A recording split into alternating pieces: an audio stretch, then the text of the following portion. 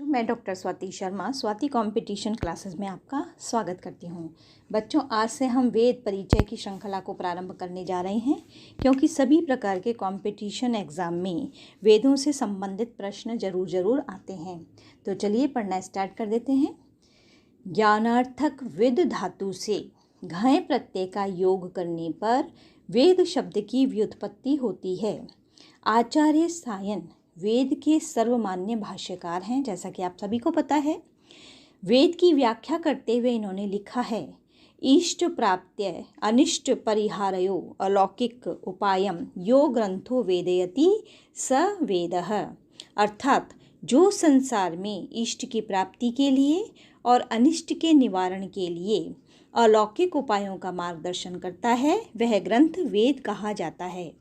वेदों का एक अन्य नाम श्रुति है तथा इसके अलावा इसे निगम भी कहते हैं। नी उपसर्ग पूर्वक गम धातु से भावार्थक निगम शब्द बनता है, जिसका तात्पर्य है अर्थ का अवगमन या बोध करना। वेद के लिए ब्रह्म शब्द का भी प्रयोग होता है। इसका कारण है कि ब्रह्मांड की जो परम सत्ता ब्रह्म है, उनके विषय में वेद में कई बार वर्णन किया गया है। यह सत्ता लौकिक नहीं है बल्कि अलौकिक है। दूसरा इसका कारण यह है कि बच्चों, ऋषि परंपरा में वेद को अपौरुषेय माना गया है। ये किसी पुरुष की रचना नहीं है। वेद पुरुष की रचनाएं नहीं हैं, बल्कि ब्रह्मा जी के द्वारा उच्चारित हैं और ऋषियों के द्वारा श्रुत हैं। वेद के लिए अन्य नाम त्रयी भी है।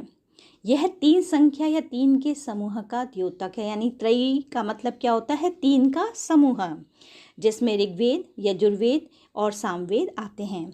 ऋग्वेद की शैली पद्यमयी है, यजुर्वेद की शैली गद्यमयी है और सामवेद की शैली गीतमयी है।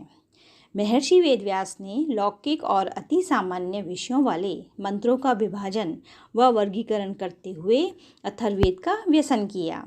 मूल रूप से वेद 3 ही थे, इसीलिए इनका नाम क्या है? त्रयी है। अब बच्चों, इसमें से देखो छोटे छोटे क्वेश्चन भी काफ़ी सारे बन रहे हैं। अगर आप नोटिस करें तो प्रश्न बन जाता है कि वेद के भाष्यकार बताइए, सर्वमान्य भाष्यकार तो कौन है? सायन है। फिर वेद का अन्य नाम क्या है? श्रुति है, निगम है।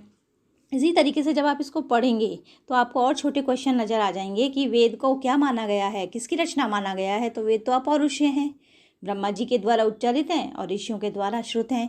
छोटा क्वेश्चन ये भी बन जाता है कि वेद किसके द्वारा श्रुत हैं, किसके द्वारा सुने गए हैं? तो ऋषियों के द्वारा सुने गए हैं।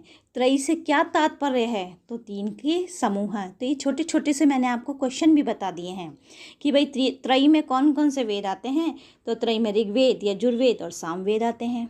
अब आपसे ये छोटा क्वेश्चन ये भी बनता है कि ऋग्वेद की शैली कैसी है? पद्यमयी है। फिर प्रश्न बन जाता है यजुर्वेद की शैली कैसी है? गद्यमयी है। अगला प्रश्न बन सकता है कि सामवेद की शैली कैसी है? गीतमयी है। तो बहुत सारे छोटे छोटे क्वेश्चन, अगर आप और भी हो सकता है, मैंने जल्दबाजी में इसमें से निकाले नहीं और प्रश्न, वैसे मैं प्रश्न अलग से भी आपसे पूछूंगी, आप लोगों को बताऊंगी। तो अब आपको ये चैनल कैसा लग रहा है मुझे कमेंट्स में ज़रूर बताइए। चैनल को सब्सक्राइब कीजिए, लाइक कीजिए, शेयर कीजिए, कमेंट्स कीजिए। धन्यवाद।